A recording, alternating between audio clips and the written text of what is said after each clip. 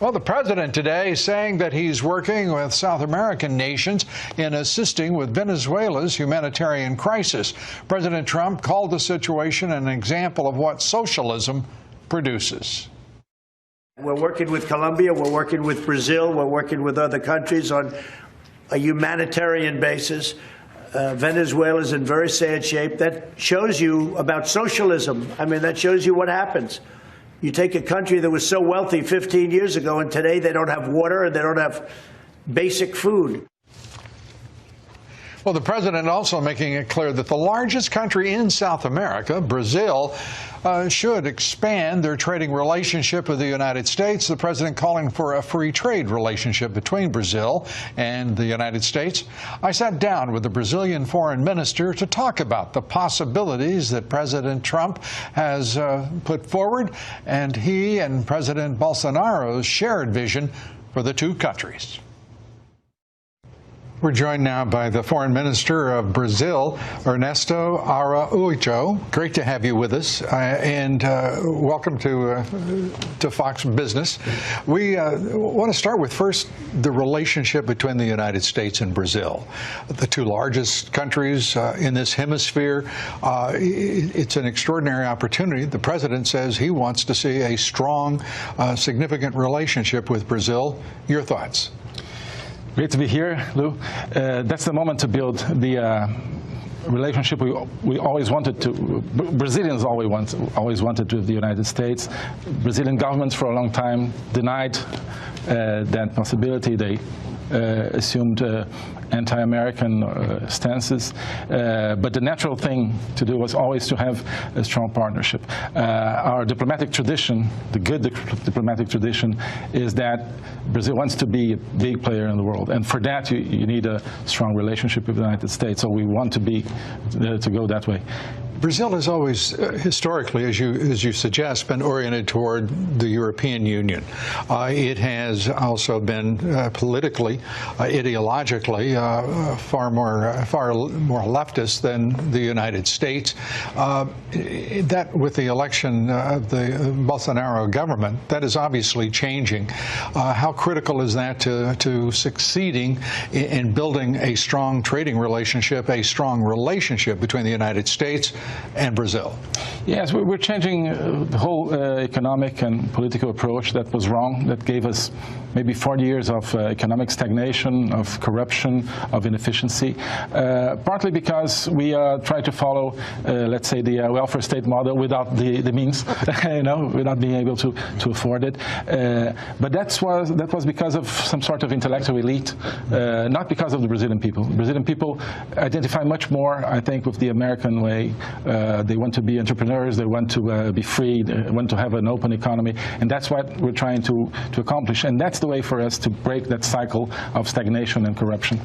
It's interesting because the presidents of the United States and Brazil are two men who are populist, who are reorienting their countries and their economic systems and their national perspectives toward balanced trade, a representation of the people of both countries in their government rather than of the elites. And globalism has become, in point of fact, a dirty word, certainly in discussions with this government, and I take it in discussions with your government as well. That's right. I think we have two leaders, two great presidents who want to build strong nations, strong economies, and we want to connect with each other to have that. For Brazil, certainly this would be immensely important for the project that we have of an open, competitive economy and for freedom across the world, across our region and the world. And the globalist mainstream, so to say, doesn't like President Trump, doesn't like President Bolsonaro, because they know what we stand for. We stand for basically ruling for the people. That should be what democracy is about.